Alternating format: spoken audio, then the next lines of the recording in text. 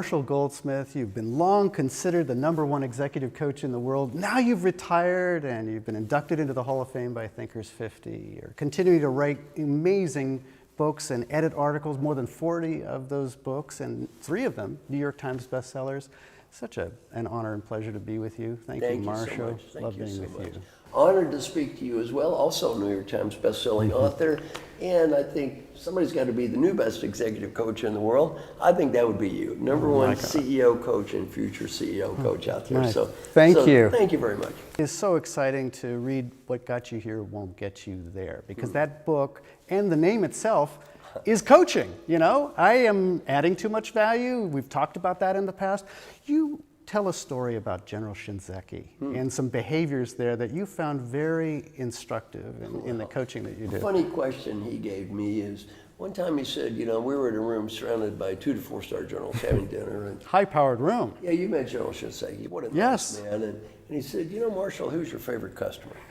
I said, sir, my favorite customer is smart, dedicated, hardworking, driven to achieve, creative, entrepreneurial, cares about the company and customers, great values, high integrity, and gets results. And is a stubborn, opinionated know-it-all that never wants to be wrong.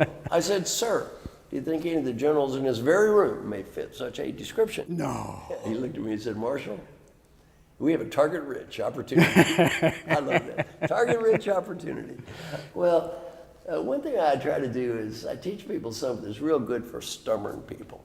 And I'm sure a lot of people viewing us. I don't run into any stubborn people in the work we do as a coach, Right? I work with a lot of stubborn people. And especially in the C-suite. And by the way, if we're stubborn at work, does it get better when we go home? Some great advice for stubborn people is never begin a sentence with 3 words. No, but, or however.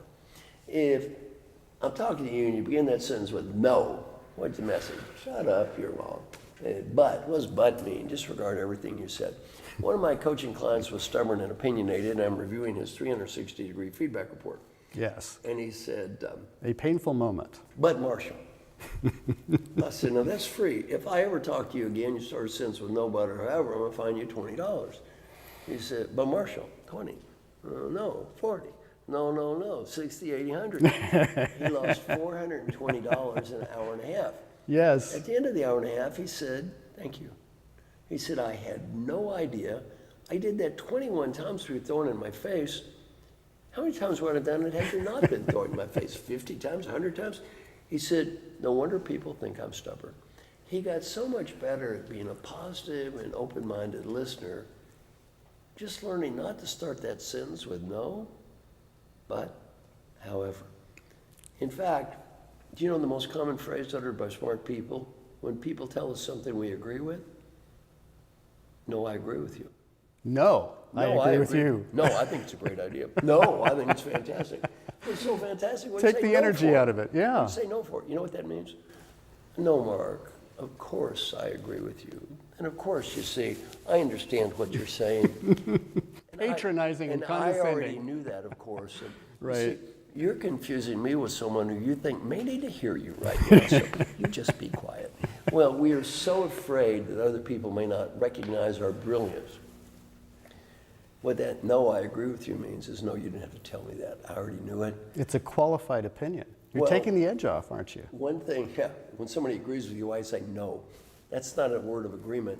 So one thing I teach people is you come to me with an idea, and I think it's a great idea, even if I did know it already, just say great idea. Thank you, Just Marshall. say great idea. Just say great idea.